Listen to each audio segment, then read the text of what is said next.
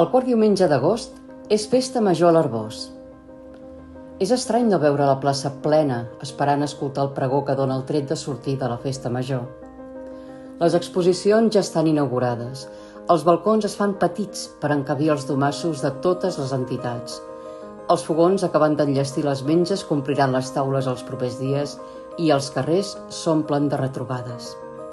El pregó encara no ha començat, però a l'ambient s'hi respira aquell no sé què.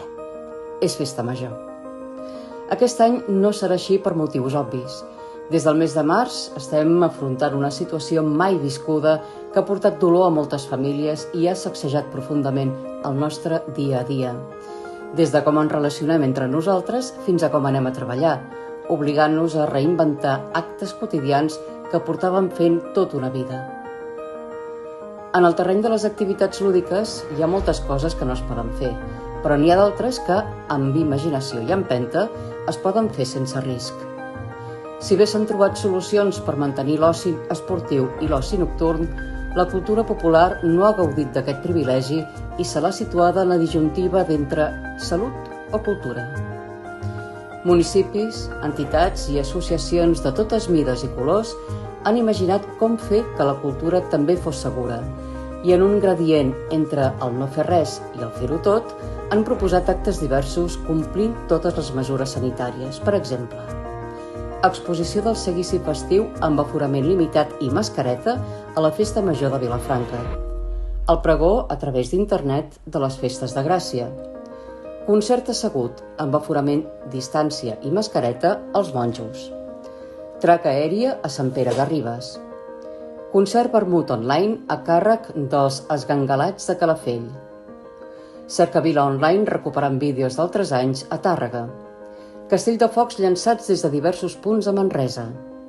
Concert des del campanar a Reus transmès per megafonia. Matinades a Valls. Els versos amb mascareta i una app per reservar plaça al Vendrell. Diada castellera enlairant globus amb els colors de les camises de Sant Magí a Tarragona. Plantada de bestiari a Avinyonet. Audició de sardanes a Llorenç del Penedès. Espectacle infantil itinerant pels carrers de Gavà. Pedalada popular a la Granada. Espectacle de màgia amb distància i mascareta a Sant Oliva. O el jazz itinerant pels carrers de Cambrils. Tots aquests municipis i moltíssims d'altres han liderat un procés per adaptar la cultura popular a aquest moment excepcional. Pensar, inventar, crear o imaginar són sinònims que van molt lligats al que significa cultura. La Festa Major de l'Arboç és festa patrimonial d'interès nacional.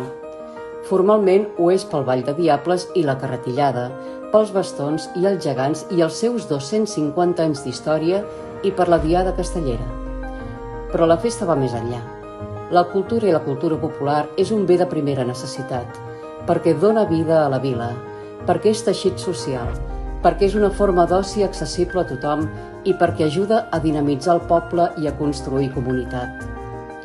Com a festa patrimonial d'interès nacional que som, tenim el deure i la responsabilitat d'emprendre totes les iniciatives necessàries per fer de la cultura popular una activitat segura. En uns moments on molta gent ho passa malament, la cultura, en les seves múltiples formes, és un antídot per alliberar-nos. Fer cultura és fer salut. Visca la Festa Major de l'Arboç!